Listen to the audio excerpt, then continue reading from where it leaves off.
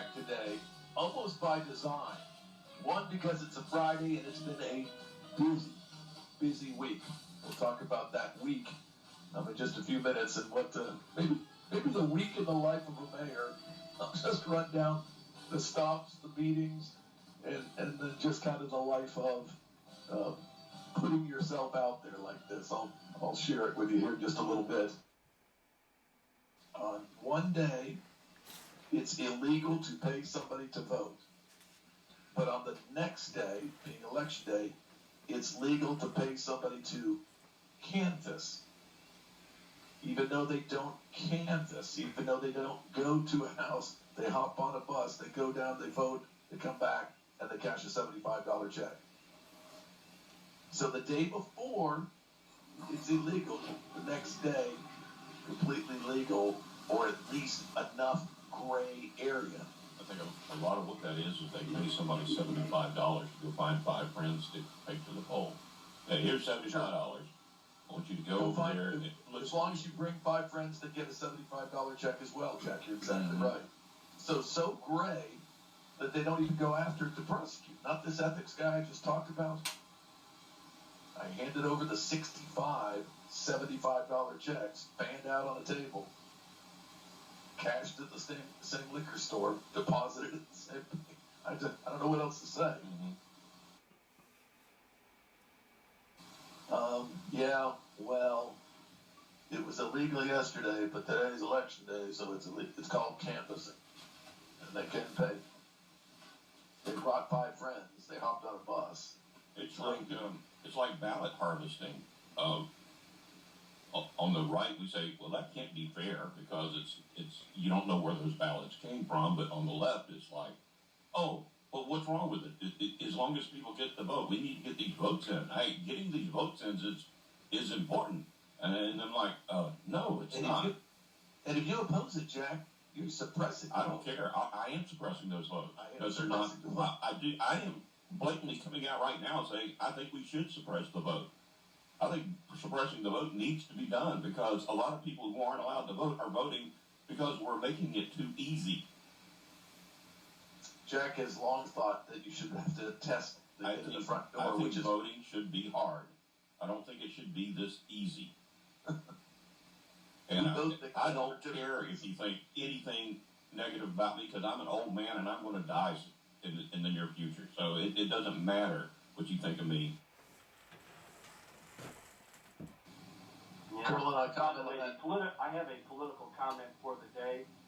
Okay, if you want to go to a Trump rally or go shopping or go out to eat or go to a ball game, you can't because you could spread the virus. But we'll welcome in tens of thousands of migrants in one big group, unchecked, from disease-ridden nations. Is this correct? Colonel, I'm going to give you the 2 hot spots, and they actually call it the hot spots of the globe. It's Arizona and California. Gee, I wonder why that is. Well, I'm going to ask, what do they have in common? Large, massive, unchecked migrant populations. And based on my work in the intelligence community for 14 years, including the national level, and my training in biochemical warfare, because I was a battalion biochemical warfare officer, this thing was engineered. This was not natural. Agreed. Colonel, thank you. I'll leave you with that. No discussion. Very little at all, excuse me. Hitting the floor and symbolically impeaching him all over again in the House. Of course, it'll go nowhere. But from one discussion midweek last week by somebody who's a dyed-in-the-wool Democrat to this craziness that they're now talking about today. The man's out in a matter of, what, 8 days? Am I correct? Yes. Packing his bag, and now every speech sounds just like that, concession, and it'll be a peaceful transition, and we'll take him at his word. But to do the dog and pony show that they're going to try and do today, and I think you know, and if you catch some of the talking heads, Pelosi and the rest of them, they're in a big hurry to do it.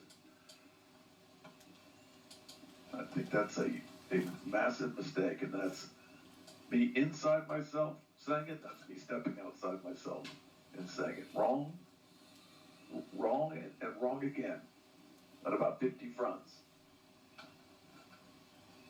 If you can't see that, then you're not that big person that can. And then another bunch of preachers condemning it. I expect forgiveness from them first and foremost. So let's go. Let's move on. Put the blinders on. Look forward. Look forward to what you think the country will look like, and you're not whatever they're about to do. I don't get it. And so that is why the Democrat Party doesn't have any quality people. right. They do not. They do not have one quality person in the Democratic Party. They're all either trolls or scumbags like this Ossoff character. He is horrible. I don't know how he got elected. So not true. There's not true. The ones that seem to lead or be the most visible are the most bizarre. Absolutely. But there are some solid people standing over there. I don't know why they're not in leadership Correct. positions. Correct. The fact is that happens in every election. Now, they don't go by the number of dead people who voted. They go by, did this sway the election left or right? Did it do one way or the other? They walk away from what was an and that's why whenever you hear a news report, they say there's no evidence of they don't say there's no evidence of election fraud. They say there's no evidence of widespread, that's the word, that's the key word, widespread election fraud, which actually there is. And to both of you opposed, the only prosecution of any fraud whatsoever has been out of Texas. Am I correct? That one lady who got a slap on the hundreds and hundreds and hundreds of ballots. And she'll get a slap on the wrist and a reduced sentence at some point. So what's really even worse about it is the judges. Judges do not want. They do not want these cases coming before them. That's why it didn't go to the Supreme Court. That's why it keeps getting thrown out. They say, "Oh, they don't even want to look at the evidence," and that's what's so sad about it. They don't want to look at the evidence. No, I don't even want to start on there. We're not going to go there. Yep, because we had the same thing in Brooks County in 2010 when they had the voter fraud. Yeah, I remember when that happened. The judges kept throwing it out, or they actually kept causing mistrial. They call it mistrial or recusing themselves. So what they do, they recuse themselves. They have to get another judge. Oh, I don't want to look at this case. That's basically what they're saying is, I don't want to be involved in this case. Why? I don't know. Makes the whole election dubious, and you throw in the machines too, so. Anyhow, that was something that's been bothering me, and somebody needs to be accountable, and they find a judge with kahunas put some people in jail for it. All right, thanks, Colin.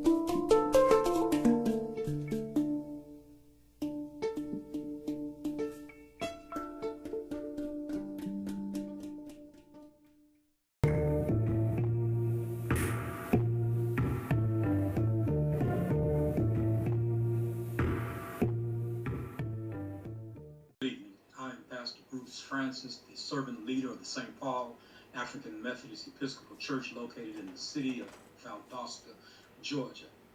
I come before you tonight to make this statement in regards to the ethics complaint and to share with you my concerns as it relates to the ethics complaint that was filed against Mayor Scott James Matheson of Valdosta, Georgia by several organizations in our community.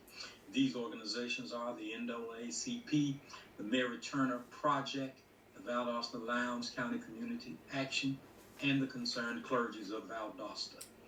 After the meeting on April 1st, 2021 of the Ethics Committee, it appears that the entire Code of Ethics is not being used in consideration to determine if the mayor has violated these ethical codes. The Ethics Committee, who will be reviewing the complaint, was only given the third section of Code of Ethics that deal with the criminal part of this code. Our complaint has never been a criminal complaint. We have never accused the mayor of any criminal offense.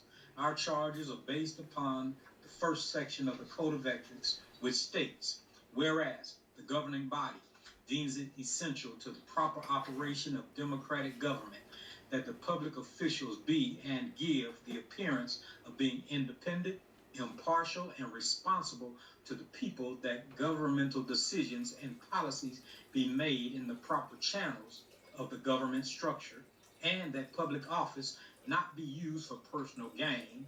And whereas the members of the governing authority feel that all elected officials of the city of Valdosta should conduct themselves so as to not create any question or concern as to the appropriateness, legality, or sincerity of any actions or conduct as a member of the governing authority.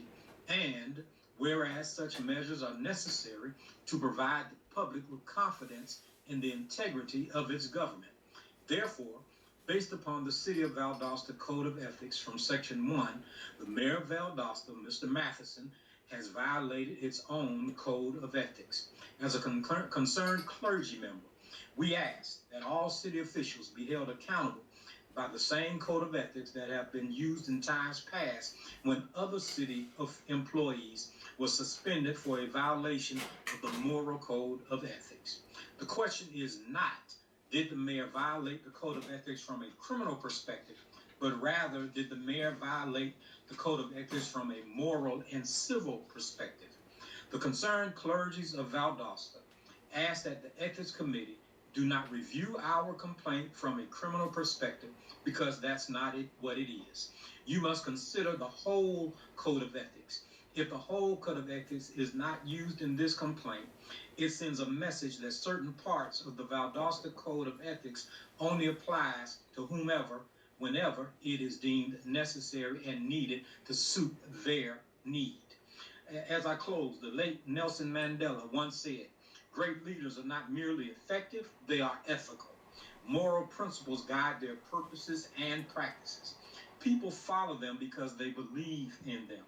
Great leaders engender trust in their integrity, their competence, and their intentions." With this in mind, Mayor Matheson, consider the statements that you have made over your radio broadcasts that were unfair, that were unsupported by any real evidence, and literally harmful to you, as you should in your office as mayor of the city of Valdosta be seeking ways to build unity in this city and county instead of sowing seeds of dissent.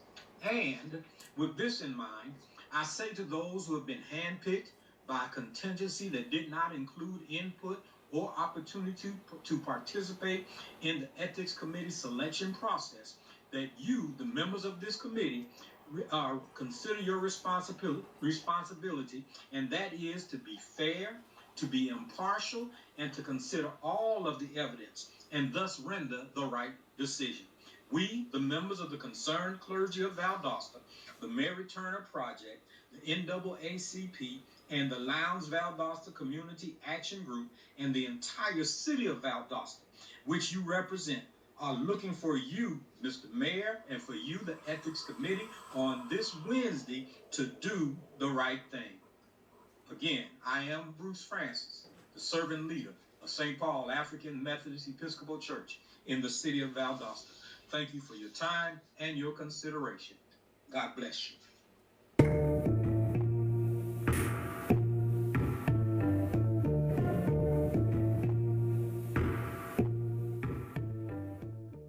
Good evening, beloved. My name is Pastor G.B.R. I'm the senior pastor of the Good Hope Christian Church in the city of Valdosta, Georgia. I'm also a member of the Concerned Clergy of Valdosta, Georgia, and I come to you tonight to share my concerns as it relates to the ethics complaint that was filed against Mayor Scott James Mathison of Valdosta by several organizations in our community, which include the NAACP, the Mary Turner organization, the Valdosta Lowndes County Community Action Group, and the Concerned Clergy of Valdosta. After the meeting on April the 1st, 2021 of the Ethics Committee, it appears that the entire Code of Ethics is not being used in consideration to determine if the mayor has violated the Ethics Code. The Ethics Committee, who will be reviewing the complaint, was only given the third section of the Code of Ethics that deals with the criminal part of the Code of Ethics. Our complaint has never been a criminal complaint. We have never accused the mayor of any criminal offense.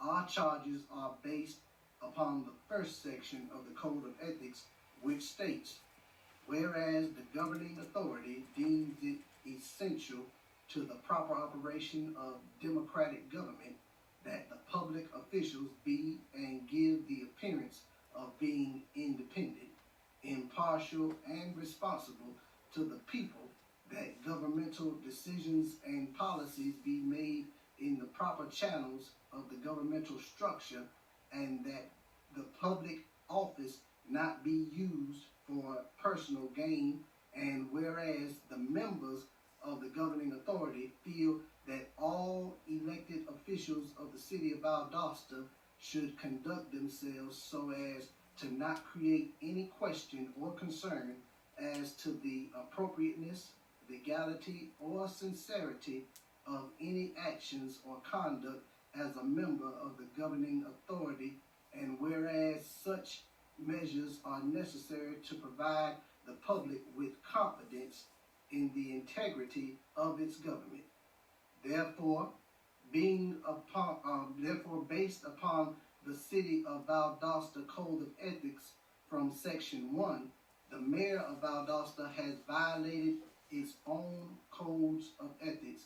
As a concerned clergy, we ask that all city officials be held accountable by same code of ethics that have been used in times past when other city employees were suspended for a violation of the moral code of ethics. The question is not, did the mayor violate the code of ethics from a criminal perspective, but rather did the mayor violate the code of ethics from a moral and civil perspective. The Concerned Clergy of Valdosta asks that the Ethics Committee do not review our complaint from a criminal perspective, because it is not. You must consider the whole code of ethics. If the whole code of ethics is not used in this complaint, it sends a message that certain parts of the Valdosta Code of Ethics only applies to whomever, whenever it is needed. Thank you for your time, and may God bless you.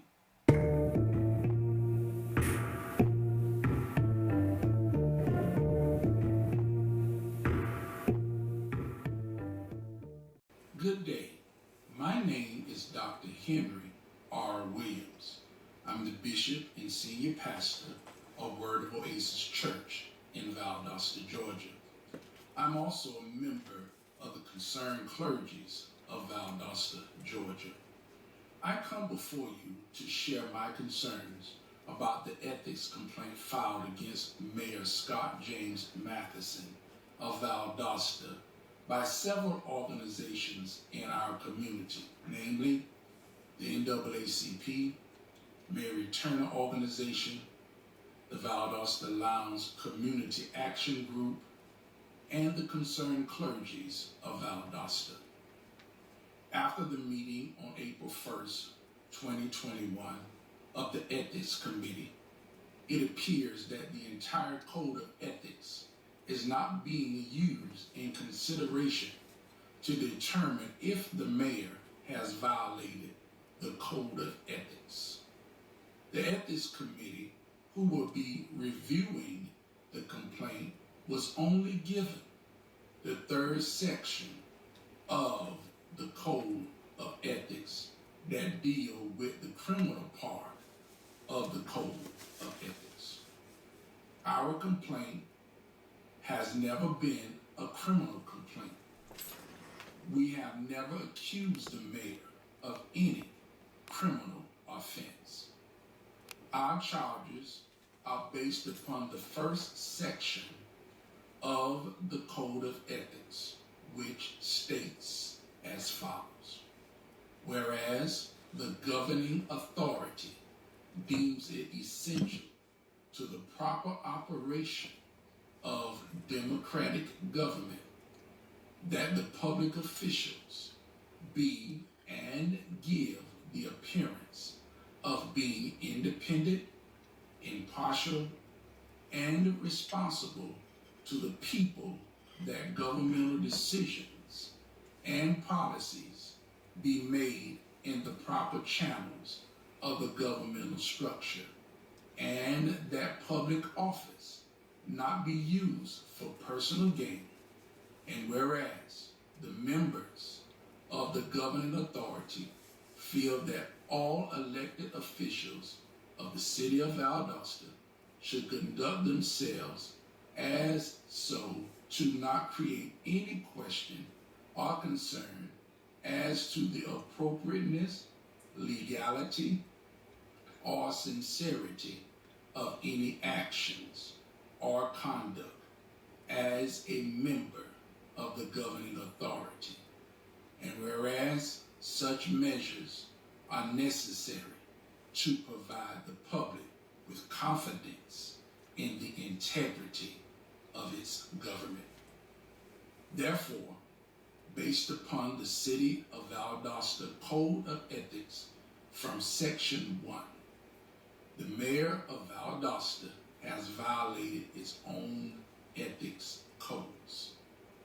As a concerned clergy, we ask that all city officials be held accountable by the same code of ethics when other city employees were suspended for a violation of the moral code of ethics.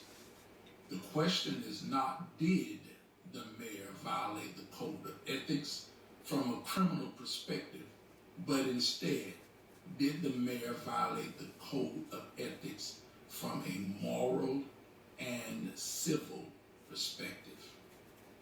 The concerned clergy of Valdosta asks that the Ethics Committee do not review our complaint from a criminal perspective, because it's not. You must consider the whole code of ethics. If the entire code of ethics is not used in this complaint, it sends a message that certain parts of the Valdosta Code of Ethics only apply to whomever and whenever it is needed. Thank you, and may God bless you.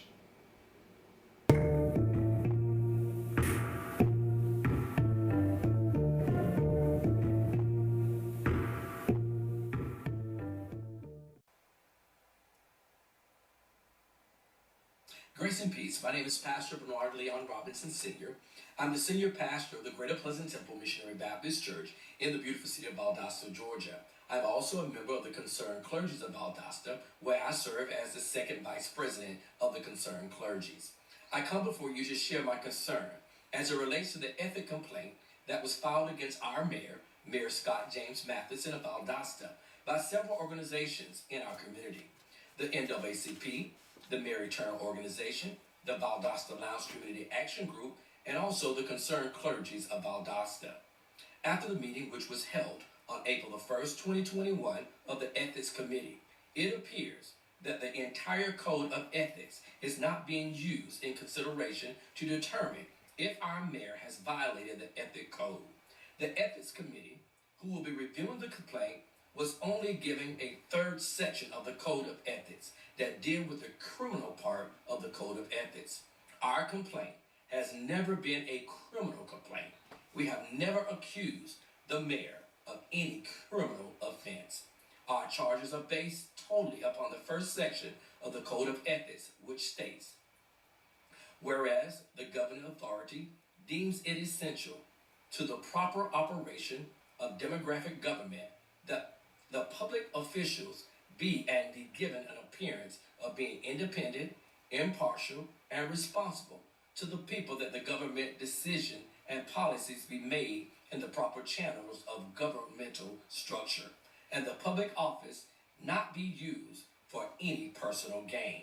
And whereas the members of the governing authority feel that all elected officials of the city of Valdosta should conduct themselves so as not to create any question or concern as to the appropriate legality and sincerity of any action or conduct as a member of the governing authority, and whereas such measures are necessary to provide the public with confidence in the integrity of its government. Therefore, based upon the City of Valdosta Code of Ethics from Section 1, the mayor of Valdosta has violated its own codes of ethics. As a concerned clergy, we ask that all city officials be held accountable by the same code of ethics that have been used in times past when other city officials were suspended for violation of the moral code of ethics. The question is not, did the mayor violate the code of ethics from a criminal perspective, but rather, did the mayor violate the code of ethics from a moral and civil perspective? The concerned clergies of Valdosta, we ask that the Ethics Committee do not review our complaint from a criminal perspective, because it's not. You must consider the whole code of ethics. If the whole code of ethics is not used in this complaint, it sends a message that certain parts of the Valdosta Code of Ethics only apply to whoever, whenever it is needed. Thank you, and may God forever bless you, is my prayer.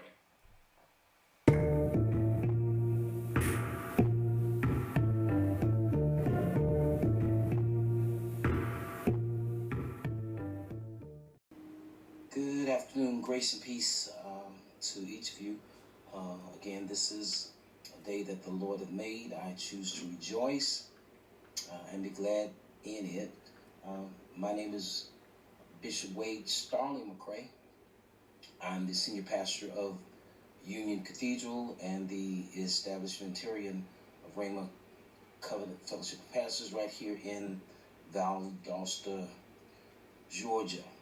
I'm also a member of the concerned clergies of Valdosta, and I come before you to share my concerns as it relates to the ethics complaint that was filed against Mayor Scott James Matheson of Valdosta by several organizations in our community, namely the NAACP, the Mary Turner Organization, the Valdosta and Lowndes County Action Group, as well as the concerned clergies of Valdosta.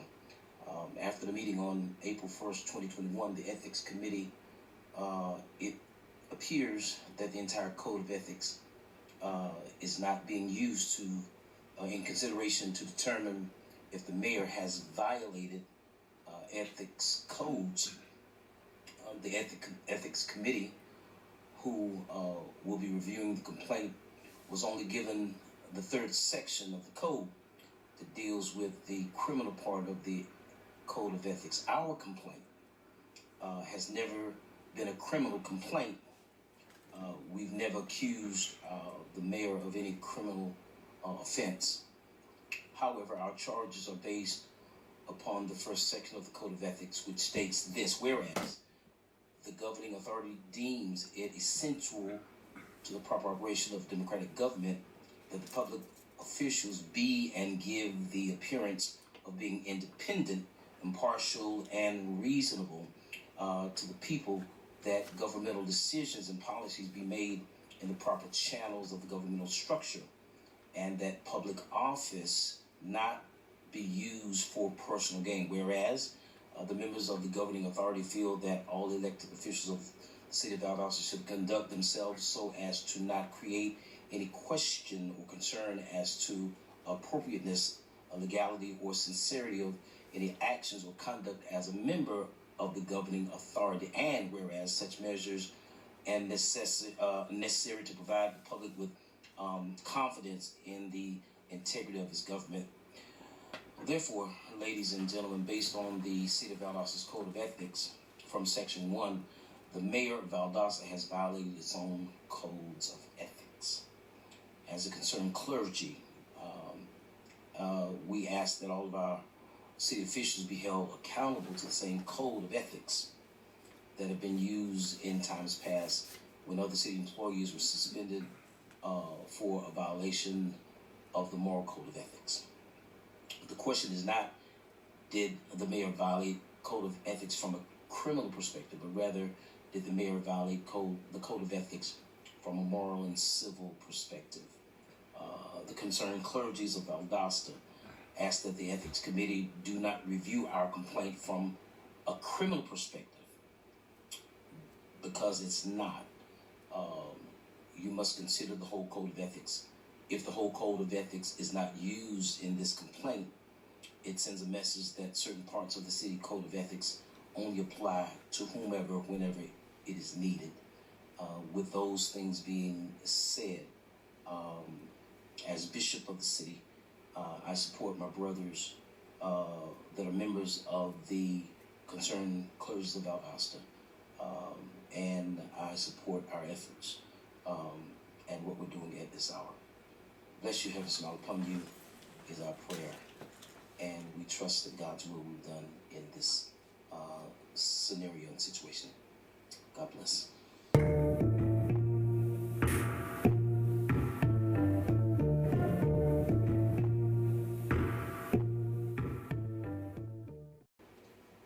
Okay, go ahead. Sorry. What I was saying before we got the screen froze is I've calmed down a lot now, but I was very, very, very, very upset at the mayor because of his comments about canvassing. That was a historical moment. And the college students that I had with me were very aware. I made sure I sat them down to give them the importance of why it was necessary for us to do what we're doing. And I had students from all walks of life. I was so proud of them because they were adamant about doing what they did. Two of my daughters were there. You guys basically went out on vans and were getting people to the polls. Yes. We actually did it for 8 hours a day. So it wasn't just a couple of hours. We actually went out 8 hours a day, and they gave up a lot of time. They made a lot of money. And their sole purpose was to go door to door. There were 30,000 registered Democrats that had never voted. And so we targeted that voter base. Well, guess what? The Republican Party did the same thing. They targeted their Republican voter base. Nothing that we did was any different than they did. How the mayor was able to stand before an audience and people and say that we paid, where he got this figure from, I don't know. We paid $75 to a person to vote. And then he takes the story and gives it some wings and says that he went out and bought 5 more people back. And they got paid $75 to vote. And he said he saw a man that had $75 checks turned face down on a table. Where did he see this at? In what planet did that occur? Who did that? Because I know all the different groups that were canvassing, but the week in which he's speaking of, there were only 2 groups out there, and that was myself and Omega Calhoun that were out canvassing, and neither of our groups did any of what he stated. So we're very, we're just, when I talked to Brother Calhoun on the phone, he was upset, and and the mayor has placed himself in a position where he could actually be sued, for those type of comments. They were outlandish. Those were criminal comments, as a matter of fact. Well, he suggested, right, that people were bordering on criminal activity. Yes. he literally says that nobody looks into it. It's such a gray area that they don't even prosecute and all this kind of thing. So if anybody that he should be speaking to, he should make every effort to sit down and speak with me to, maybe clear this thing up a little bit. If it was the other way around, he'd want it done. I've tried to contact him about retracting the statement that NAACP was lined up with him with Antonio Smith, and he's refused to get back with me. Can I ask a question about it? And it probably, and you don't want to answer it, it's fine, because I don't want to put you on the spot. But to me, like, all of that is a manifestation of white superiority. Yes, it is. Without a doubt, it is. Okay, I just want, you know what I'm saying? Because when most white folks think of white superiority, white supremacy, right, it's about the Klan or now the Boogaloo Boys or the Proud Boys. But I think this is a really, can we just sit with this spot for just a second? Like, to me, this is how it works in everyday in institutions with upstanding church-going white folks. Does that make sense? And do you think that's a fair critique? I think it's a very fair critique, because I believe that he feels that I'm beneath him and he doesn't have to answer to me. I pose no threat to him. Certainly he feels that I can't increase his income in any way possible. And, I even have to go as far as to say that the way he's dealt with the entire situation speaks highly of his character in a very negative way. I believe that when you look at the situation and the way he's laid it out, it kind of spells out the fact that he feels superior in some way. A very smug individual, and he's very confident nothing's going to happen to him. And I'm, because I take the position, those of us who've been kind of raised, socialized as white, myself included at times, right? We've kind of got this disease of we know better, right? Or we don't have to answer to, or we don't, or we simply don't know how, we don't have to know about other people.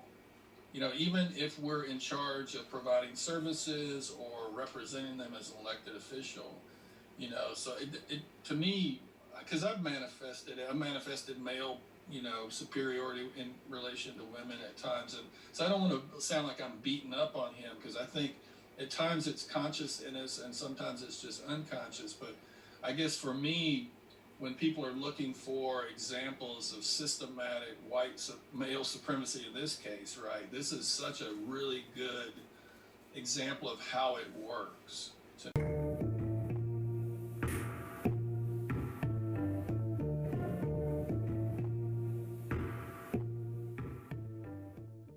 Good afternoon.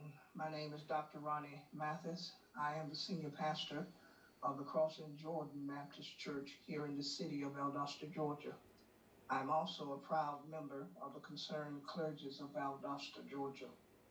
I come before you today to share my concerns as it relates to the ethic complaint that was filed against Mayor Scott James Matheson of Valdosta by several organizations in our community.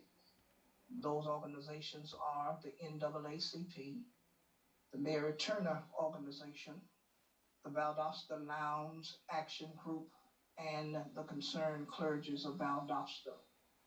It was after the meeting on April 1st, 2021 of the Ethics Committee, it appears that the entire Code of Ethics is not being used in consideration to determine if the mayor has violated the Code of Ethics. The Ethics Committee, who will be reviewing the complaint, was only given the third section of the Code of Ethics that deals with the criminal part of the Code of Ethics. Our complaint has never been a criminal complaint. We've never accused the mayor of any criminal offense. Our charges are based upon the first section of the Code of Ethics, which states, I quote, whereas the governing authority deem it essential to the proper operation of democratic government that the public officials be and give the appearance of being independent, impartial, and responsible to the people, that government decisions and policies be made in the proper channels of the governmental structure, and that public office not be used for personal gain. And whereas the members of the governing authority feel that all elected officials of the city of Valdosta should conduct themselves so as to not create any questions or concerns as to the appropriateness, legality, or sincerity of any actions or conduct as a member of the governing authority. And whereas such measures are necessary to provide the public with confidence and the integrity of its government. Therefore, based upon the City of Valdosta Code of Ethics, from Section 1, the mayor of Valdosta has violated its own code of ethics. As a concerned clergy, we ask that all city officials be held accountable by the same code of ethics that have been used in time past when other city employees were suspended for a violation of moral code of ethics. The question is not, did the mayor violate the code of ethics from a criminal perspective, but rather did the mayor violate the code of ethics from a moral and civil perspective?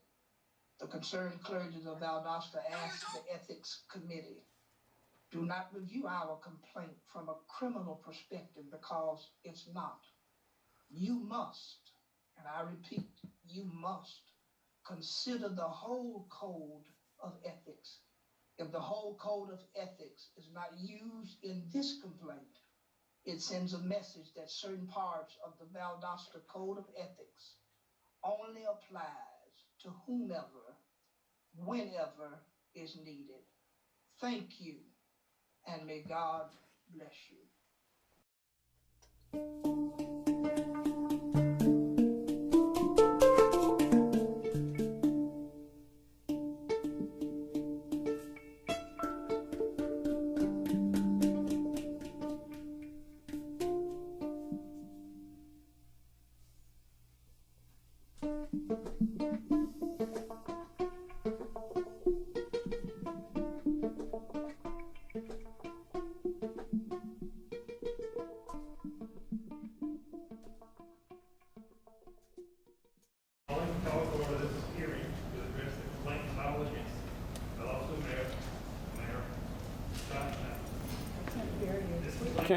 Can't hear you. Sir. You might. We cannot Mike. hear you.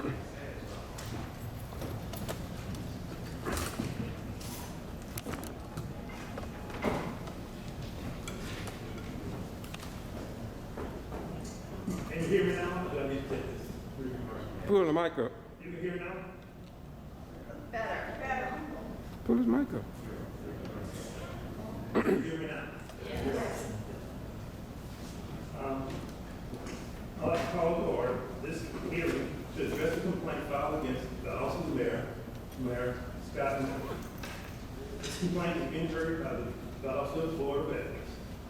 Members of the board are Attorney James, Attorney Richard Shelton, and I'm Robert Jefferson, the chair. Staff supporting members are Mr. Timothy Tanner, the attorney for the city of Valdosta, Mrs. Teresa Ford, Bolden, chief clerk for the city of Valdosta.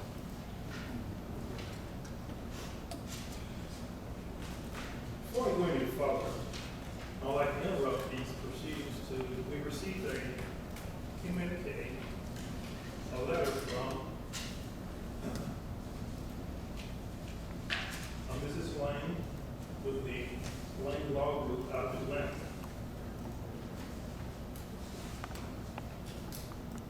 The board received this notice yesterday, Tuesday, April 13th, from Mrs. Lane, attorney at law, via her email to the city of Valdosta. that she represent the concerned clergy of Valdosta, which is one of the complainants in this ordinance proceeding. Mrs. Lane, in her letter of representation, asked that a continuance from today's hearing for at least 10 days. Is Mrs. Lane in the audience? No, she's not. Did she have a representative here? She had quoted in that today.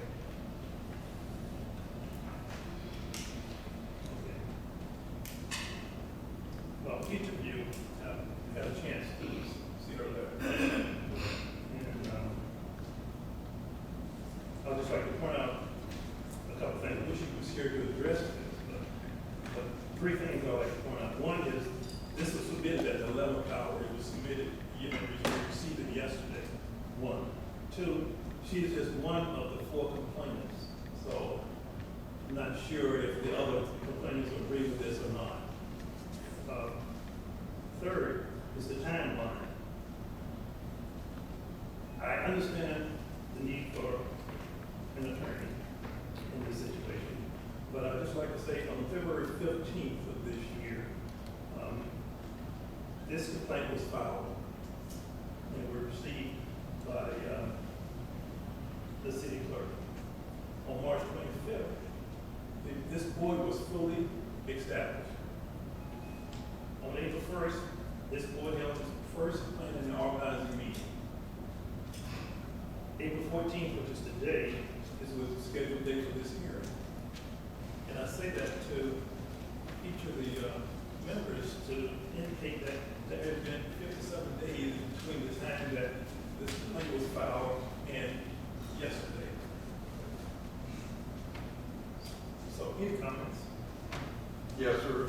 I'd like to state that Ms. Lane references in her short letter that she's writing to request the matter be rescheduled to allow her at least 10 days to fully investigate the claims. She made no reference to a court conflict.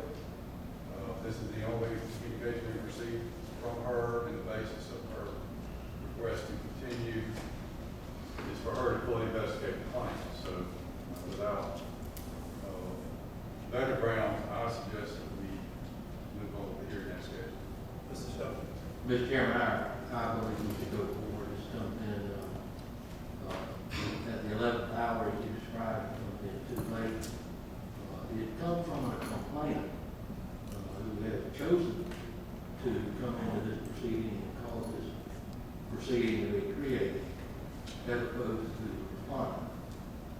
For those reasons, I think we should go forward. Excuse me. Then what is the intent of the board in response to her request? To deny the request for continuance. To deny the request for continuance. I got a show of hands to deny. The request for continuance is denied. Continuing on with item 2, purpose of the hearing. I'm going to go into quite a bit of detail explaining what we're doing, why we're doing, the time frame that we're going to be doing. So I want you all to bear with me, but I will make it as clear as possible why we're doing what we're doing. And since we haven't had a chance to get together and to go over this, board members, I would like you all to break in at any time that something may not be clear. And I need full clarification. Please do that.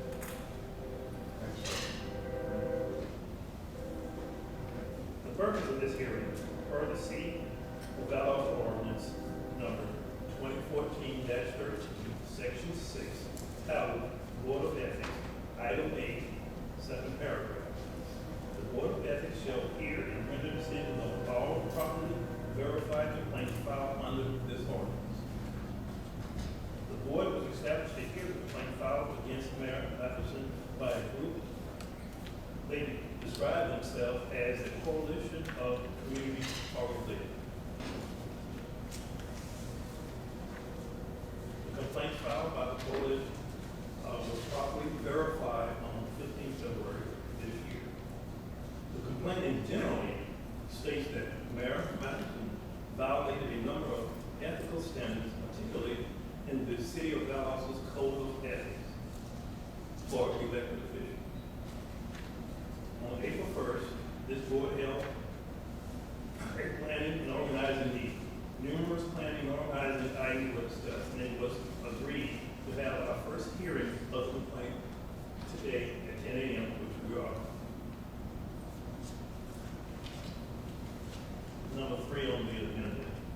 Therefore, at today's hearing, per section 7 titled Receipt of Complaint, the Board of Ethics is empowered to dismiss in writing a complaint that is deemed to be unjust, frivolous, or patently unfounded, or fail to state facts sufficient to invoke discipline jurisdiction of the mayor and council. For complaints that are not dismissed, the board is empowered to collect evidence and information concerning the complaint and add the findings and results of this investigation to the file containing such complaint. This morning, without public comment, we, the board, will go into executive session at some point to discuss the complaint and return to the public meeting to take a vote on the question required by the ordinance, which is whether or not we dismiss the complaint based on the standards provided in the ordinance. The authority to go into executive session is provided by Georgia Code 50-14-3. D. 2. Regarding disciplinary action of a public official. The purpose of using the executive session is to allow us to conduct a full discussion of the issues of the mayor's conduct as alleged in the complaint. If our decision is to dismiss the complaint, the board will state the reason for this decision. We will notify the complainant, the mayor, and council in writing of our decision. A decision to dismiss the complaint ends the tasks duties of this board. However, if our decision is not to dismiss the complaint, we will notify in writing the complainant, the mayor, and the council. Then the board will begin the process of setting a date, time, and place for the next hearing.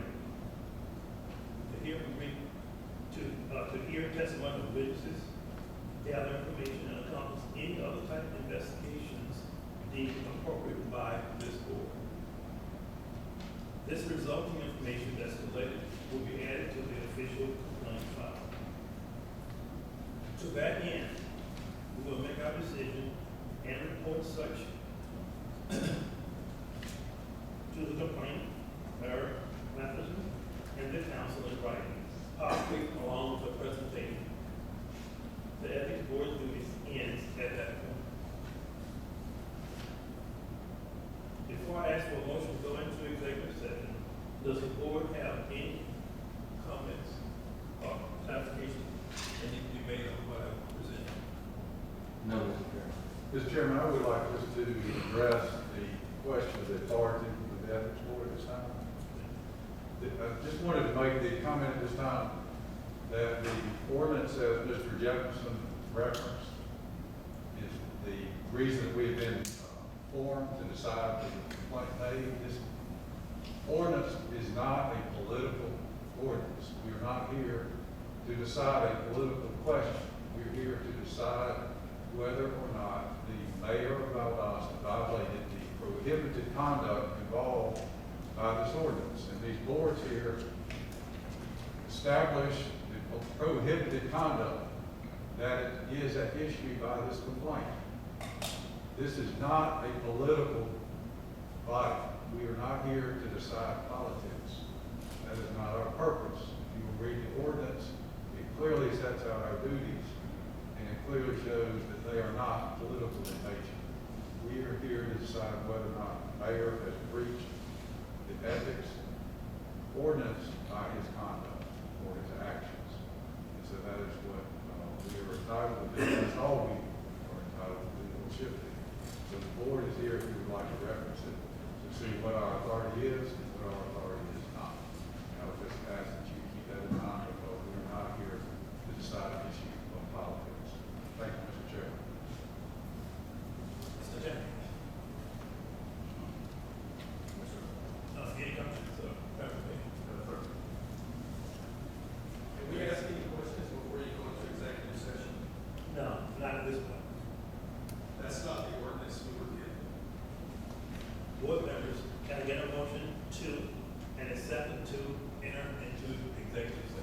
So moved, Mr. Chairman. Second. Probably made and seconded, right? We'll go into executive session. Please indicate so by raise your hand. This is the ordinance we wrote. This ends the public portion of this hearing. The board will not go into executive session. We have said the ordinance to exit the chamber, and you will be called back in once the executive session is over. Mr. Chairman, I'd like to see what the gentleman there displayed before we go into executive session. We sent it. We made this clear several times. No, Mr. George, I asked you to bring it here if you'd like us to see it. I'll be glad to, Mr. Peterson. Can I ask you a question, though? Hand it to the county clerk. Hand it to the city clerk, please. Can I ask you a question, though? Is the ethics board under oath currently? Are you under some kind of oath like we are? No, we're not going to be taking any vote. I want to know if Mr. Peterson's been in communication with the mayor. Because we weren't even allowed to ask you questions when we planned this meeting. We did not get notification we could have council until 3 days. I'll say again, we would like for the audience now to exit the chamber. We knew this was a So that we can go into executive session. We knew this is just a joke. It is a public meeting for the public as well.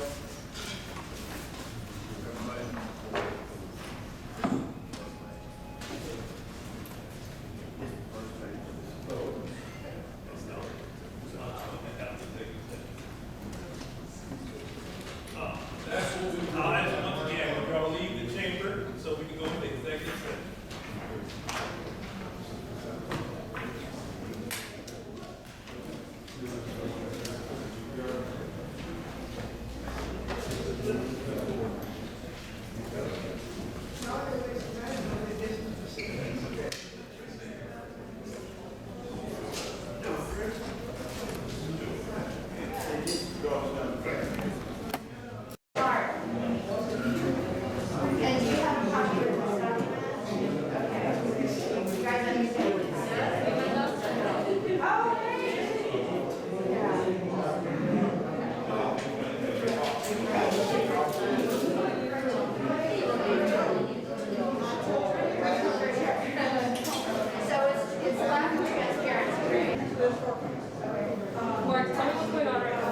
Yeah, so basically, we were notified less than 3 days ago that we could even have an attorney. So for the chairman to say this was the 11th hour, we had to ask for instructions for today. We were not told anything other than this meeting was going to happen.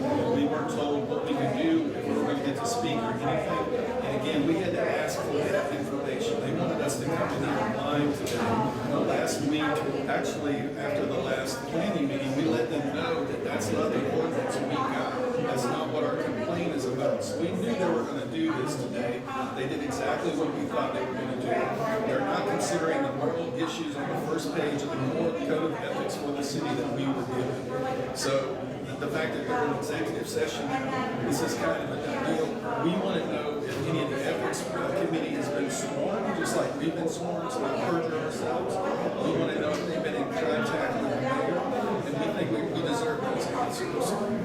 When you walked in there and you saw section 3, what did you feel? It frustrates me because we let them know that's not what our complaint was. We sent what we got to you all, the press. You saw what we got, and it's not what they're basing their opinion on. So what they're focusing on is the legality, the criminal issues in the code of ethics. That is not what we're concerned about. We're concerned about the moral issues on the first page, whether the mayor of Valdosta uses his conservative talk show as a bully pulpit to speak for the city of Valdosta and speak as the mayor of Valdosta. He did it this morning. He did it yesterday. That's what he does every day.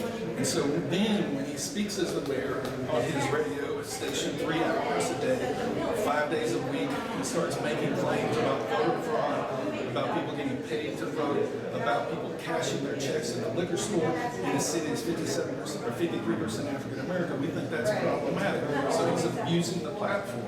He has to either be a conservative talk show pundit or the mayor. He can't be both at the same time.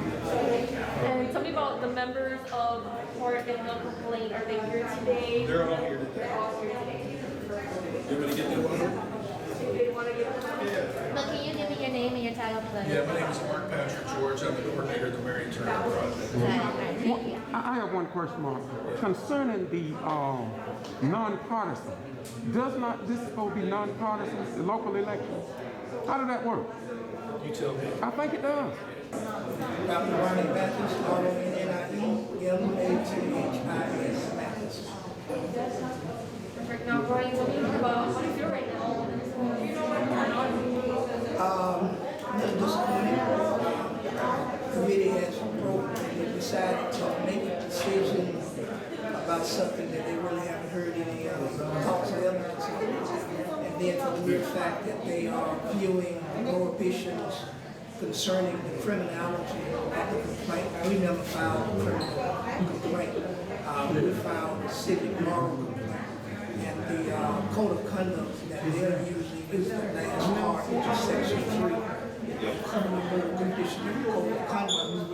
And if the city were to be fair and honest, all we're asking them to do is let's use the same code of ethics that they just used a few months ago when they suspended another employee for violating the moral and civic code of ethics. They know they have used this part of the code of ethics to suspend and discipline other city employees just recently. And all we're asking is if they're going to use it for some, What are your hopes right now? What do you think they're talking about? What do you think is going to happen next? Honestly, I would hope that their conscience would say, hey, we got to take this to the next level.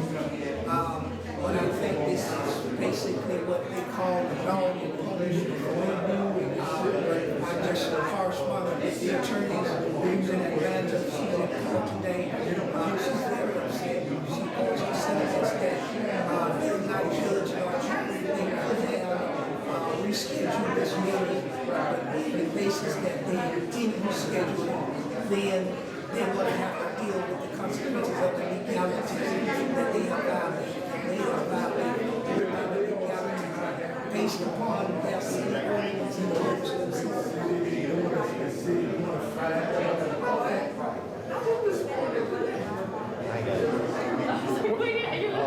So the issue is not over as far as you all are concerned, right? Not by long shot. In the beginning, let me state something in the beginning. The conservative clergy of Valdosta have never ever wanted to go after the mayor for his job. That never was the intent of the conservative. There are people out there that say there are groups that's trying to divide the city. That's not the case with the conservative. We're trying to unite the city. We're trying to make sure that what's happening in other places don't happen here. And one of the main things the conservative clergy is about, we're about reformation. We're about reform. We feel that the community should know about what's going on before 2 or 3 months down the road. In the instance of a young man I just got yesterday that G.B.R is investigating 2,000 police officers for allegedly beating up another suspect. This happened several weeks ago. The mayor and the city manager, they should have got out in front of this. They should have went to the community and said, this is what we have. The officers that's involved is suspended leave until further investigation. That's all it is. We're not asking anybody to be fired out front. We're just asking due process.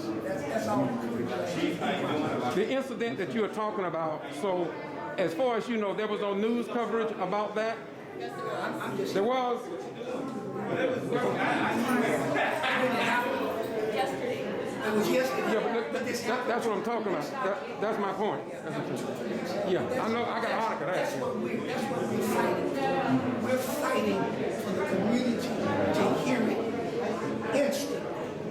Don't let us hear about it after the lawsuit is filed. We want to hear about it instantly. We want to know what's been done now. What's been done to these officers? Are they still patrolling our streets? Are they on suspended? The community should know. That's all we're saying. And since this is happening around the nation, that's probably why you are more. Certain clergy got involved because too much is happening.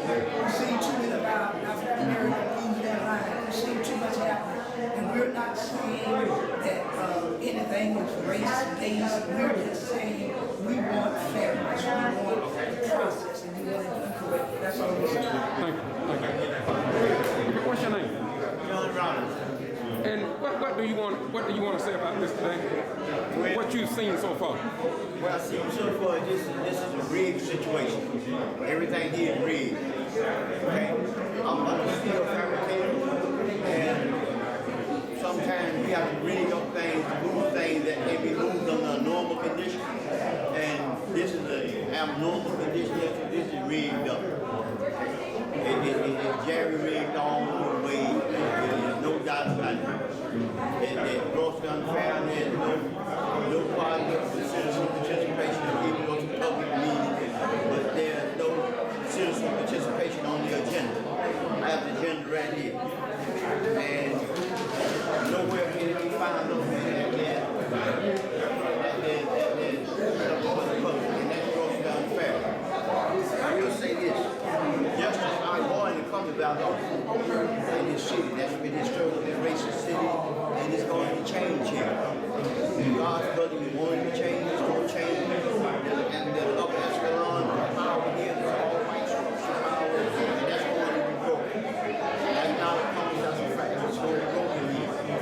And people like to be on board, change the structure. And that's basically it. All I have to say on this is rigged here. This is no welfare. Did they not already tell us what the verdict gonna be? They pretty much say. What it's going to be. Yeah, that's what I'm saying. Yeah. It's no justice here.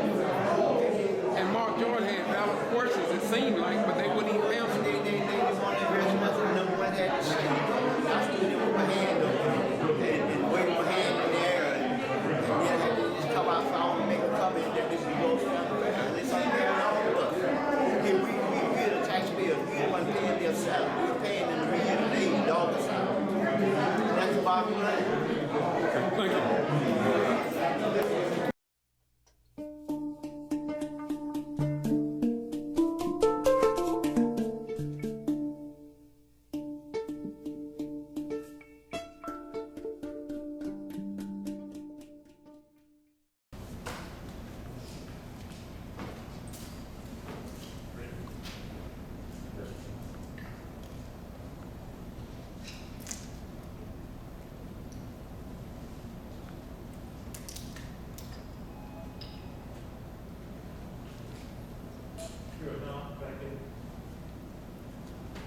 We're not back in the public portion of this hearing. The purpose of this hearing was to hear a complaint filed against Mayor Matheson by a group that described themselves as a coalition of community organizations. We have completed our discussion of the complaints, allegations in detail. The chair now asks if further comments or discussion is needed by the board. Hearing none. Please speak up, sir. I can't hear you. Can't hear you. Speak up. Can you hear me? No. No. I didn't know I asked you. Can you hear me? Well, yeah. Okay. Can you hear me now? Use your mic. Use your microphone. It's on. It's on. You still can't hear? No, speak into it.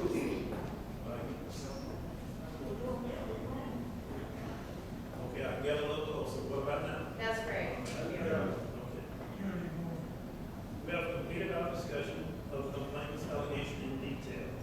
The chair now asks if there's further comments or discussions needed or desired by any of the members.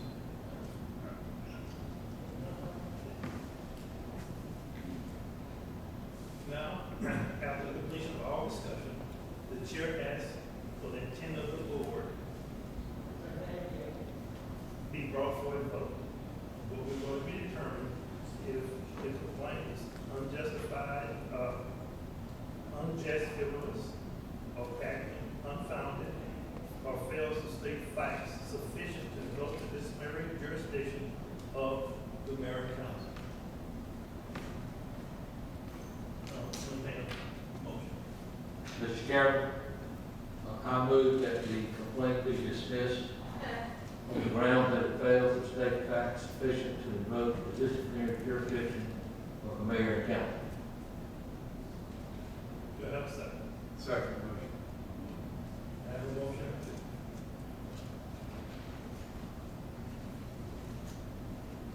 It's been properly made and a second to dismiss this complaint. And the vote of this board has been taken into open session. All those in favor of the motion, I guess. Well, I'd like to have discussion. Okay, we'll have discussion first. Any other discussion, please? Yes, Mr. Chairman. I will vote to dismiss this complaint on two grounds, either one of which independently is sufficient to merit dismissal. One is the complaint does not refer to any of the substantive or operative provision of the Code of Ethics. It, as being prohibited conduct, it refers to the preamble. The structure of this ordinance is preamble, it goes whereas, now therefore, and then be it ordained by the mayor and council of the city of Valdosta, Georgia. It is hereby ordained by authority saying as follows. After that is what is the law that applies to the mayor, council, and all the other city officials that this applies to. The preamble, the section that the complaint refers to, is aspirational. It's an aim. It states out the justifications. It can be a resource for intent. But for this body to find that the mayor committed a prohibited act, the facts alleged must fit what is prohibited act in section 3, or else a conflict of interest, or else a failure to disclose and disqualify. When you look at this preamble, you go back to the U.S. Constitution, the preamble, we the people, et cetera, et cetera, et cetera, do ordain and establish. It is after that that is the provisions of the Constitution that matter, the articles and the amendment. This ordinance is structured and uses the same language as the U.S. Constitution in hundreds of thousands, if not millions, of laws, statutes, and ordinances in the English-speaking world. We as a body must find a violation of some prohibited act, conflict of interest, or failure to disqualify or disclose, which is not alleged in the complaint. So for that reason, I think that is sufficient reason to dismiss the complaint. The second reason is, even assuming that the facts alleged in the complaint, that is the conduct of the mayor, is true. In other words, we really believe, this body believes that he said what is it is alleged he said, and in two instances, he remained silent when somebody else said something. Even if he really did that, I don't think that's a violation of this code of ethics, because I think that conduct is protected political speech under the United States Constitution and the Constitution of the state of Georgia. He expressed a political opinion that I believe is protected. What we have here is talk radio. You know, it used to be radio was bound by the fairness doctrine. That is, if they gave a political opinion, if someone on radio stated a political opinion, there was an obligation to the federal government, the FCC, that the balancing or contrary or other opinion be given also. The fairness doctrine. In the late 80s, Congress, acting through the FCC, repealed the fairness doctrine. And this is what spawned talk radio. This is where Rush Limbaugh and Howard Stern and hundreds of others, Tom Joyner, all were able to get on the radio and give their opinion without having to give any contrary or other opposing opinion. Congress decide and act on behalf of the people of the United States, that this is for the best, that we have a robust political debate, that we have open and fair discussion of all political views, and they're all forms of political talk radio hosts. There's Democrat, there's Republican, there's libertarian, there's progressive, all over this country. There are people participate in this radio. Most of them have call-ins that gives the citizens an opportunity to express their opinion. This has seemed to have been good. This was seen to have been helpful to our democratic process. So my concern is what the mayor is alleged to have done is participating in the process.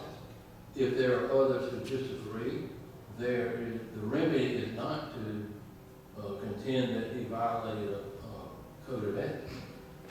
I'm concerned that the code of ethics is being used to overrule the choice of the people in the city of Valdosta. The mayor was elected for a definite term. The charter does not provide for an impeachment or recall. There's an expression of the people of our city that he served his whole term. And I don't think that this Board of Ethics should construe these facts and this ordinance as offsetting that or overruling that. Finally, there are other city officials. You know, the city functions based on, there's some 17 or 18 boards, commission and authorities, the airport, hospital, the tree commission, the planning commission. The city appoints, I don't know, some 3 people to each one of them. You take the 8 members of council and the 2 or 3 other people that this code of ethics applies to, it probably adds up to 50 or 60 people who, with the exception of just 4 or 5, all of them volunteered to serve the city on these boards. And it's time consuming and it's stressful. These are important decisions being made on these boards. I'm concerned that people who are serving now or people who might be serving later, I don't want them to be concerned about if they step forward and serve their city, there's going to be some reason why they have to be careful about what they say in public. Do they have to be careful about what they say in civic club meetings or just on the street corner or anywhere else? Because just because this is talk radio doesn't mean this code would be limited to talk radio. There's no point in having our people serving the city concerned about giving up their constitutional rights to free speech to step forward and serve the city. Sometimes it's hard enough in the city to get people to serve. Well, it's going to put a layer of concern in their mind. Well, I'll have to be careful what I say if I go down there and serve on this board, that authority. So for this reason, and this second reason alone, I believe this complaint should be dismissed. Thank you, Mr. Chairman. I yield for. Thank you, Mr. Jefferson. Thank you for serving as chair of the Ethics Board. Appreciate your work. We are considering the complaint filed against Mayor Matheson based upon the ordinance that we have referred to. Part of the ordinance is on the board in front of you there. The scope and purpose of this ethics board is to take the written complaint filed by the board complainants and to assess whether those allegations violate the code. So to do that, we take out the code, ordinance number 2014-2013. In the code, it has several different sections of the code. The preamble references the purpose of establishment of an ethics code for the city officials. It gives a section for definitions to define the various terms that are referred to in the code. This is similar to the state and federal law that we all are subject to.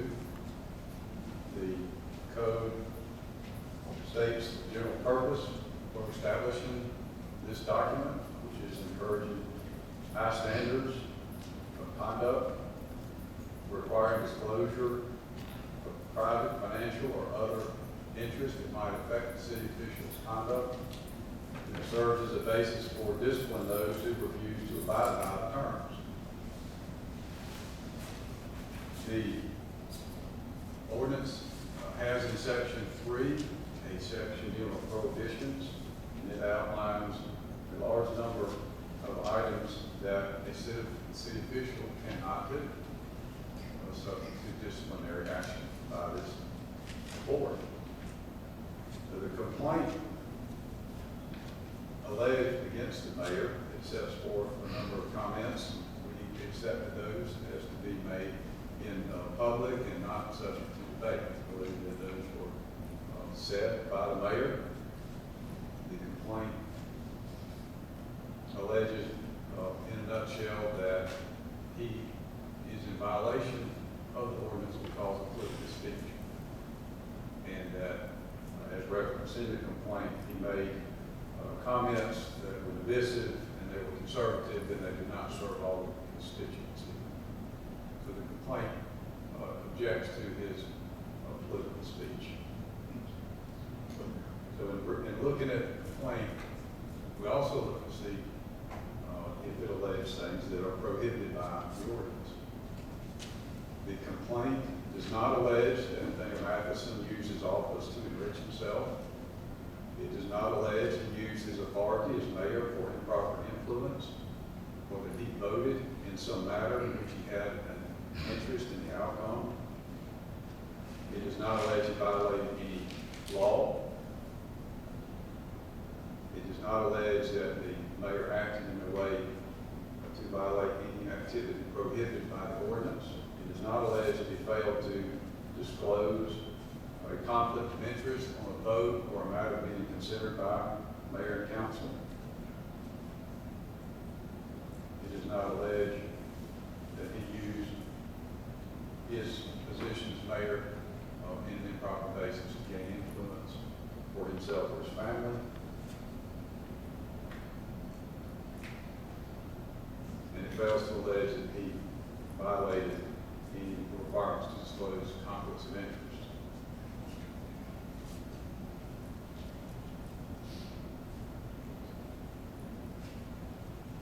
What it has in the ordinance also, I think I would like to bring up at this point, is that by contrast, the ordinance itself does not prohibit speech by the mayor, by members of council, or other city officials. The ordinance does not restrict the mayor or council person or other official from freedom of speech. The ordinance does not prevent anyone from free expression of thought or opinion. The ordinance does not reference or censure political speech or opinions based on some political position or not. That applies to the mayor or council. So in short, the idea that this ordinance is designed to censure political speech is not found in the ordinance. The broader concept of this, as mentioned earlier, is that we do have in this country, we're governed by laws, we're governed by written laws, we're governed by a written ordinance that we've been asked here to consider.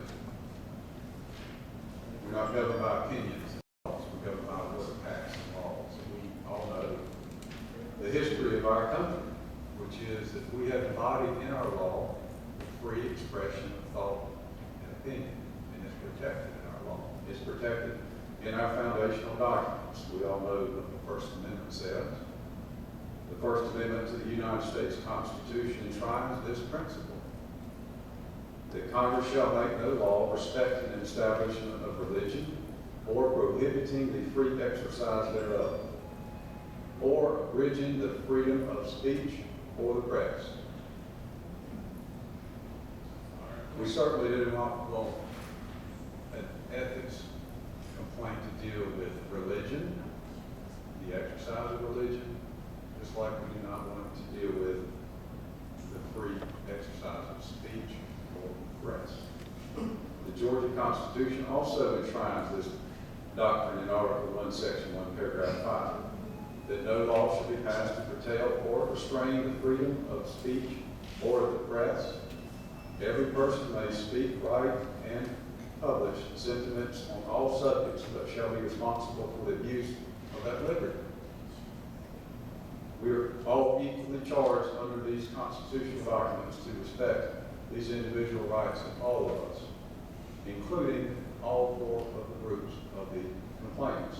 These allow each person to strive to achieve what he or she wishes without abuse from others.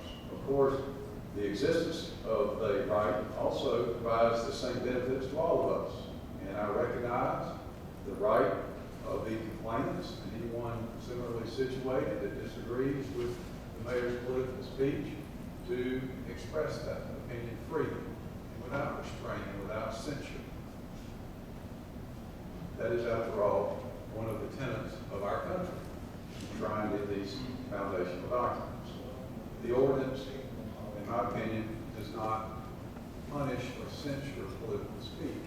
Now, is it wise? Is it something that you think you should have done? Is it something that you don't like? Is it something you have a difference of opinion on?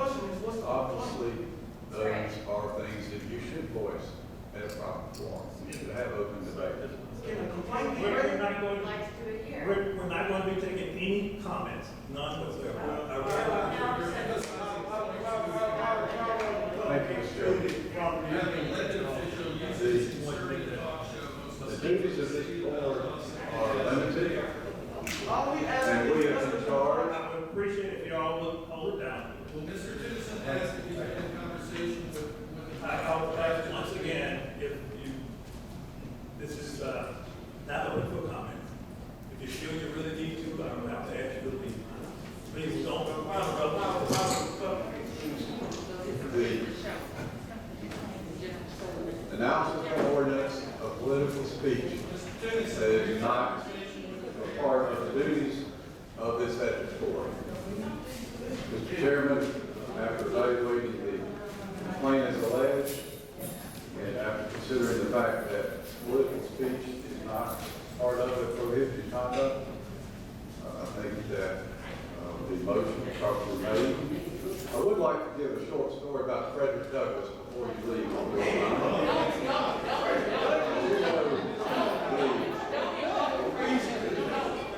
The idea of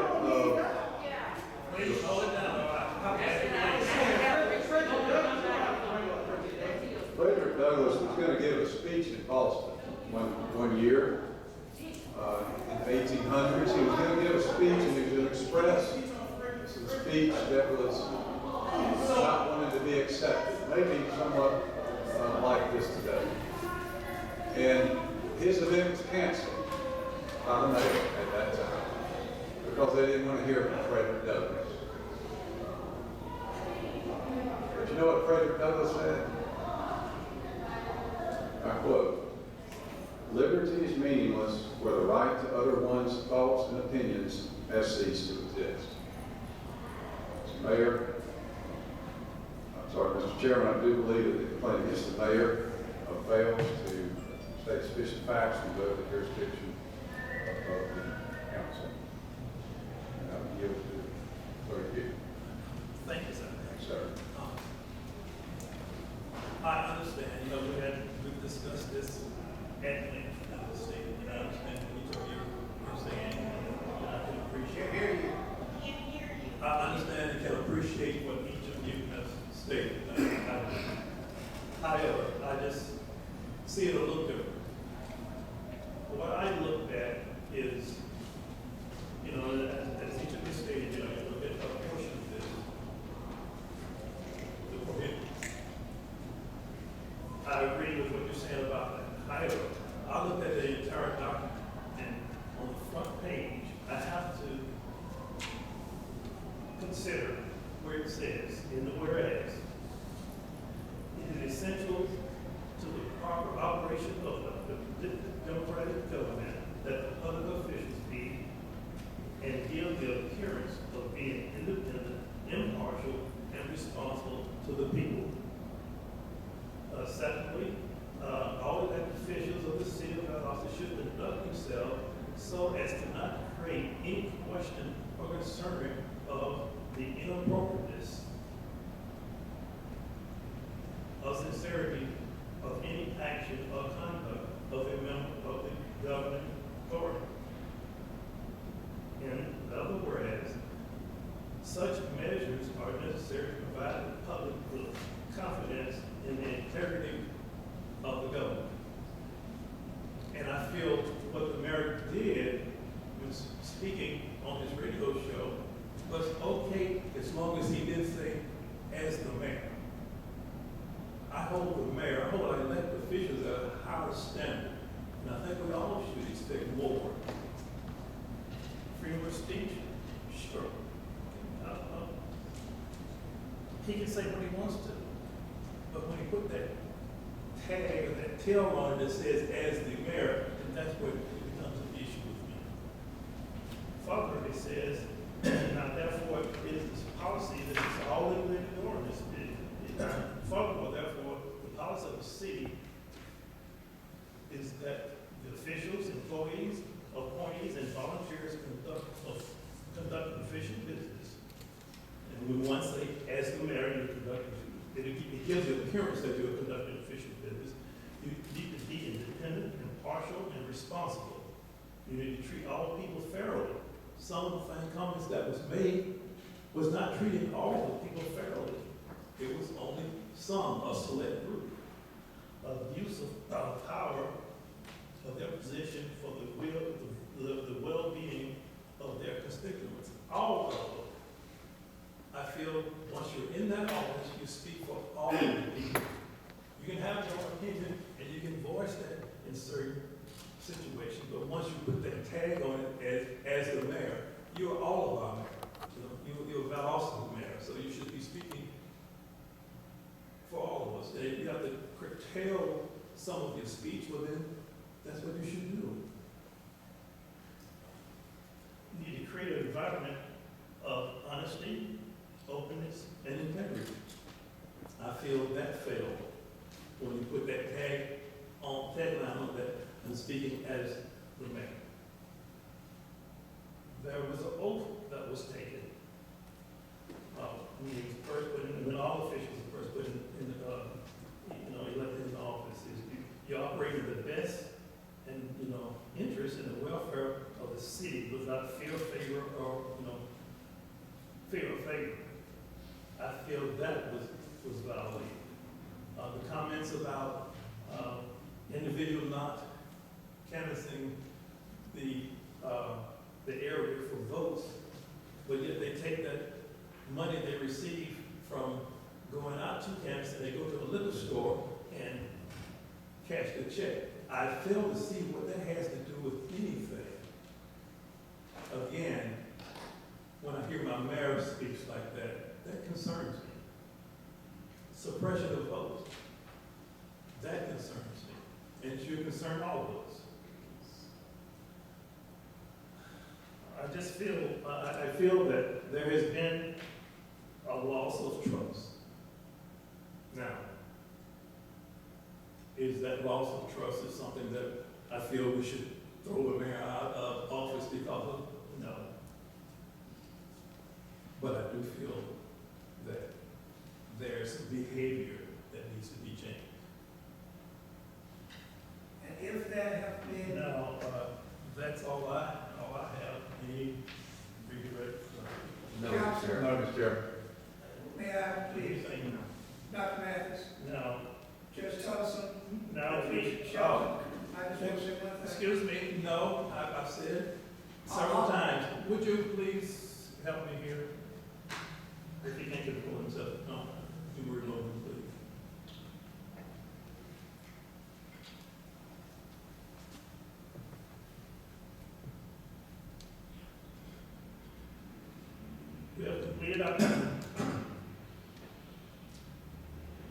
I'll say it again, we did our discussion of the complaints, allegations in detail.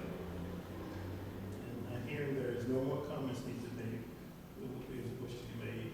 I think you have any, yes. There's a motion, second on the floor, so. I'll call for a vote. All those in favor of the vote put forth by Attorney Shelton, thank you, is that this complaint be dismissed because it fails to state facts sufficient to invoke the disciplinary jurisdiction of mayor and council. All those in favor, please indicate so by raising your hand. We have to. I oppose.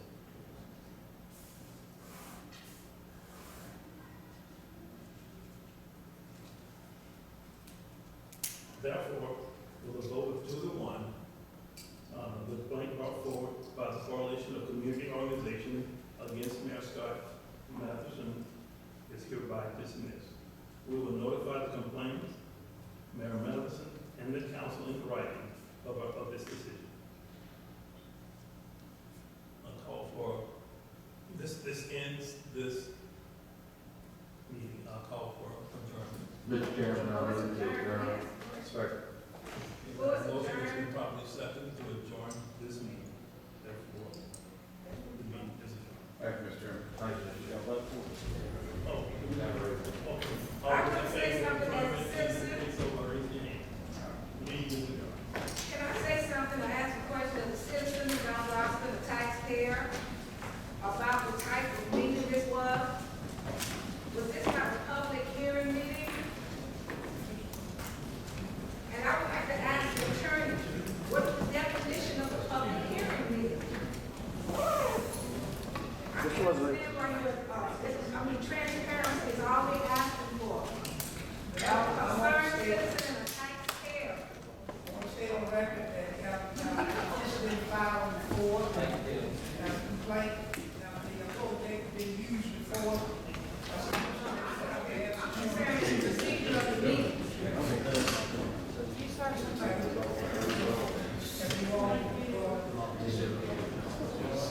This was not a public hearing meeting, and I'm going to see what I don't know about that. This was not a public hearing meeting, and it was presented to me.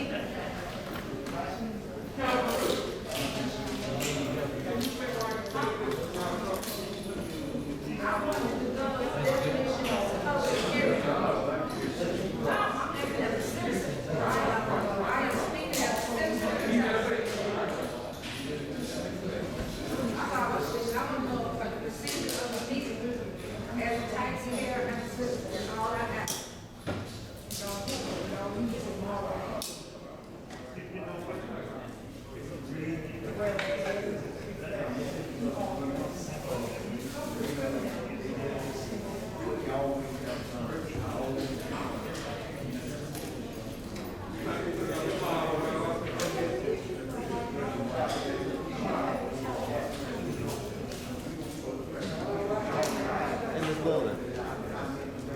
Ms. Bowling. Did they say 2-1 vote? Did they say 2-1 vote? Yeah. Who was Chairman Jeff? So he was against it?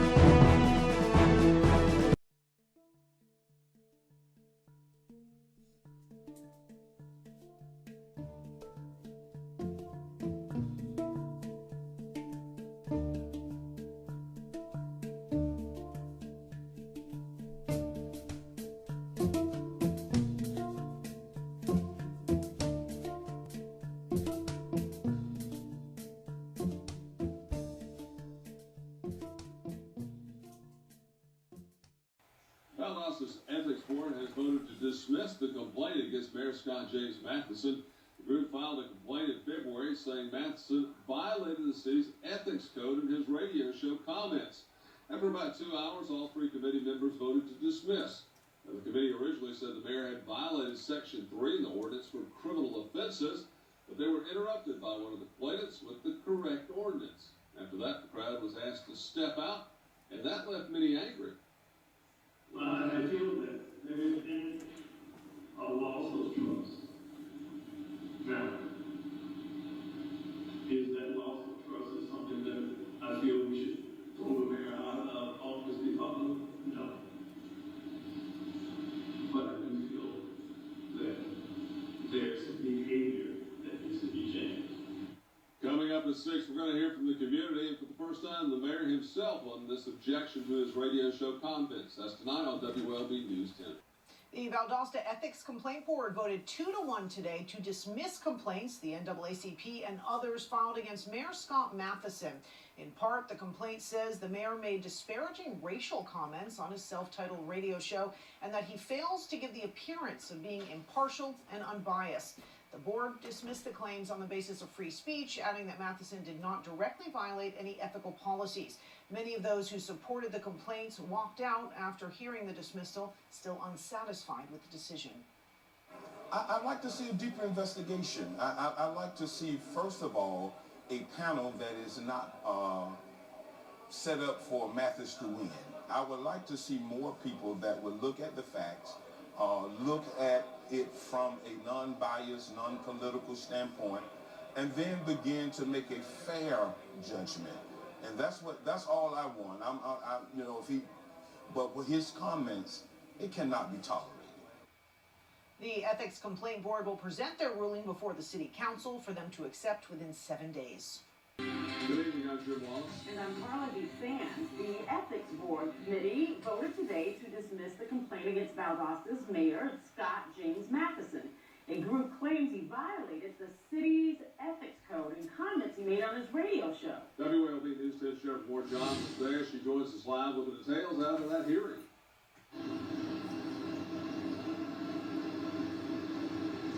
Jim, things were a little intense this morning and definitely took a turn in the beginning, but the committee took about 2 hours to decide to dismiss this complaint. Take a look. Soon after the hearing began, one of the complainants, Mark George, tells the board they were deciding based on the wrong section in the ordinance. The Ethics Board immediately concluded the hearing and asked everyone to step out as they reviewed. It frustrates me. We're concerned about the moral issues on the first page, whether that we expect justice and equality under the law, and we are determined that we're going to make sure that justice prevails.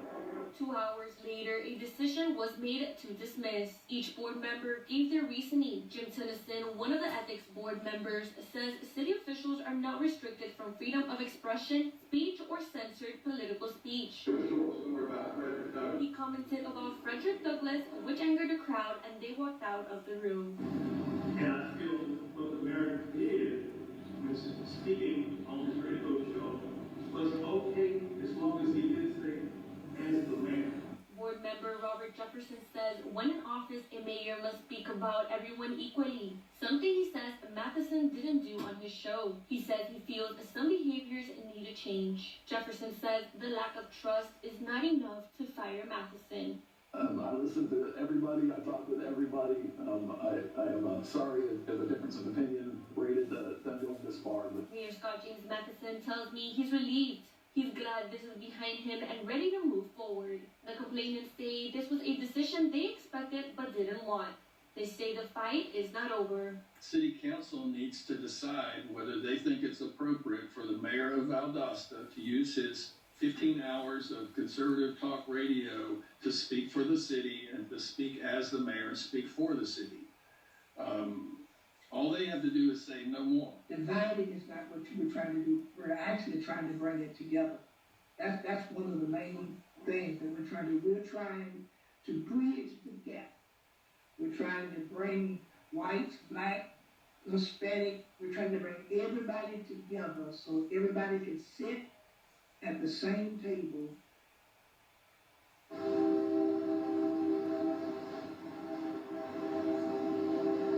The committee's decision will be presented to City Council sometime next week, and then it will all be over. If you would like to listen to the recordings or read any of the documents involved in this case, you can find those on our website, WIOB.com.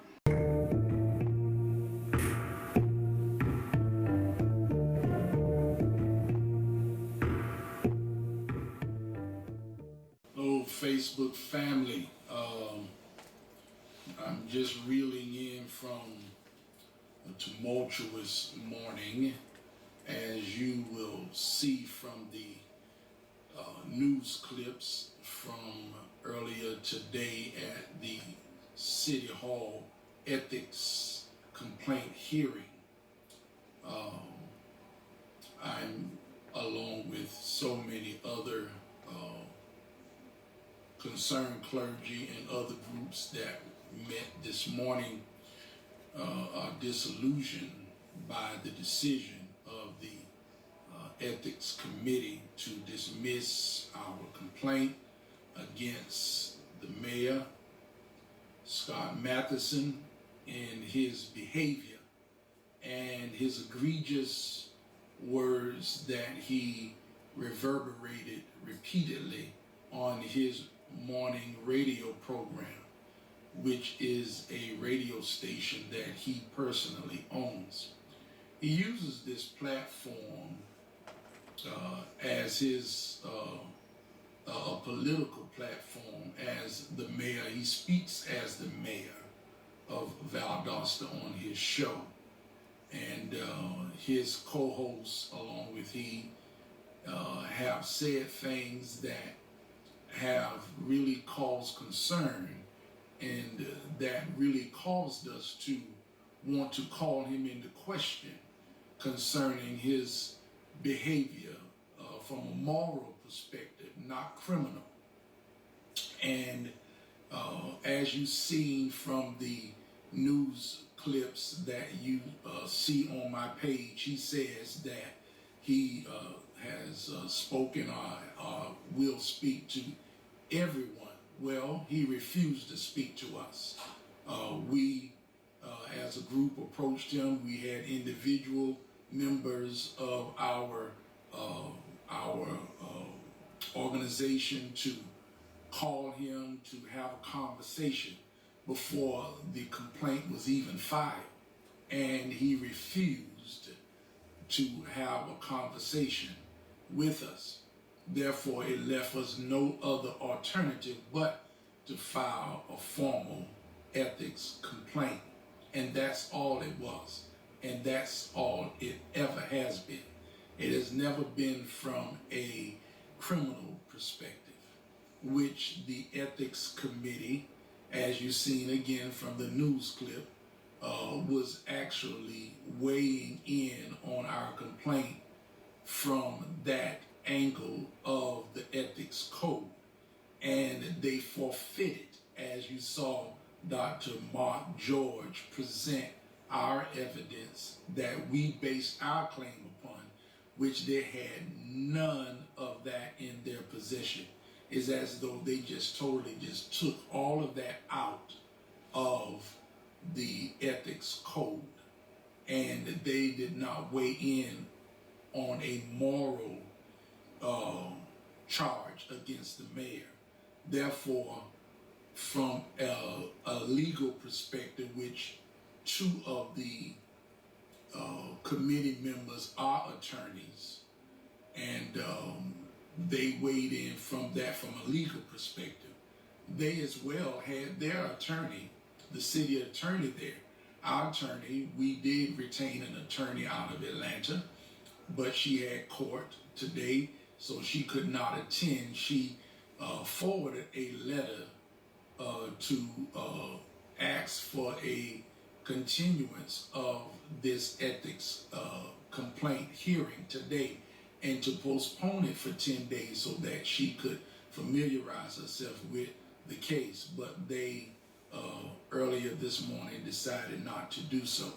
And of course, as you have heard, they have made the decision to dismiss our complaint against the mayor. I spoke earlier with some of the organization members, and also we were texting our emotions and feelings about today's hearing, which I don't know why they called it a public hearing, because they didn't even hear the public. They allowed no one to say anything at all, period. When they walked in the room, they had already made their decision. They did not actually weigh the evidence. They didn't even allow any to be presented. They made a decision. And I won't go any further of how they arrived at their decision, but just look at the video and then you'll figure out and be able to put the pieces together. But this behavior has to stop. I've been a resident of Lowndes County, Valdosta, for well over 30 years. And a change has to come. Enough is enough. And I think that it's time for us to stand up as a people, and we need to voice our feelings, our opinion. And we do that not by rioting, not by going into the streets to wreak havoc, to exhaust our frustration.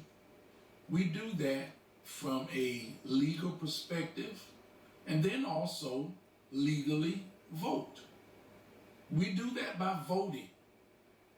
Valdosta, wake up. Here we are, 51% of the population of the inner city part of Valdosta. That means we're the majority. Wake up and vote. The majority is not just in the Atlanta Metroplex.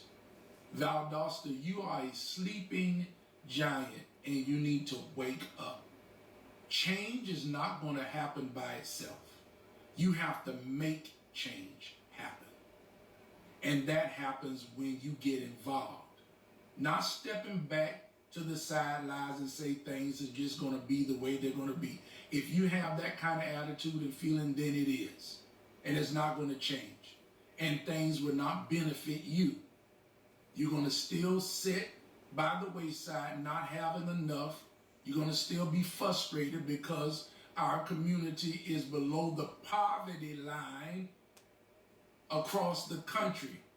We are ranked number 10 in the country as below the poverty line in Valdosta. That ought to concern you. So it's time to wake up. When the ballot boxes open to vote, even though they passed the ridiculous new voting laws in our state to try to make it harder to vote, some have called it the third wave of Reconstruction. It may be. But they want to make it hard for us to vote.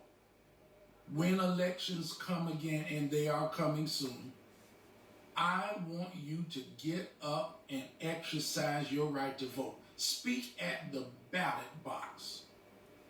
Vote. Let's vote the right people in office that care about the people and for the people. That's what I expect to see happen. That's what we're going to promote. That's what we are going to push. So today's decision, I wasn't surprised. I wasn't startled. I said to someone that some people say that the system is broken. And I repeated that the system's not broken. The system is working exactly the way it's designed. Did you hear me? The system is working exactly the way it's been designed. And that's where we come in. People, we can make a difference. Change has to come.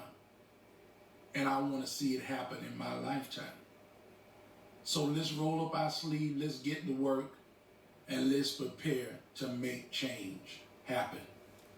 I encourage you, I implore you to be involved in making change happen.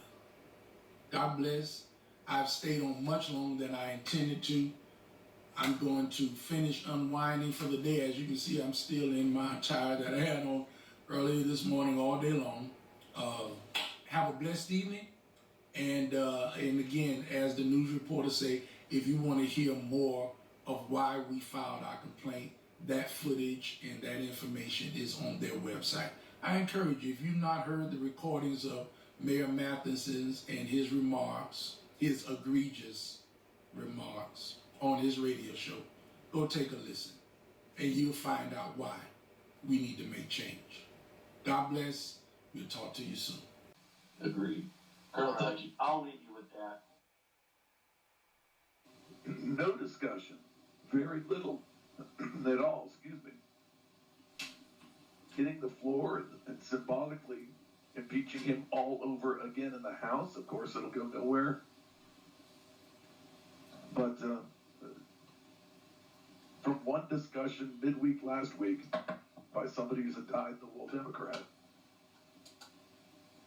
to this craziness that they're now talking about today. The man's out in a matter of, what, 8 days? Am I correct? Yes. Packing his bag, and now every speech sounds just like that, concession, and it'll be a peaceful transition, and we'll take him at his word. But to do the dog and pony show that they're going to try and do today, and I think you know, and if you catch some of the talking heads, Pelosi and the rest of them, they're in a big hurry to do it. I think that's a massive mistake, and that's me inside myself saying it, that's me stepping outside myself and saying it. Wrong, and wrong again on about 50 fronts. If you can't see that, then you're not that big person that can. And then another bunch of preachers condemning it. I expect forgiveness from them first and foremost. So let's go. Let's move on. Put the blinders on. Look forward. Look forward to what you think the country will look like. And you're not whatever they're about to do. I don't get it. And so that is why the Democrat Party doesn't have any quality people.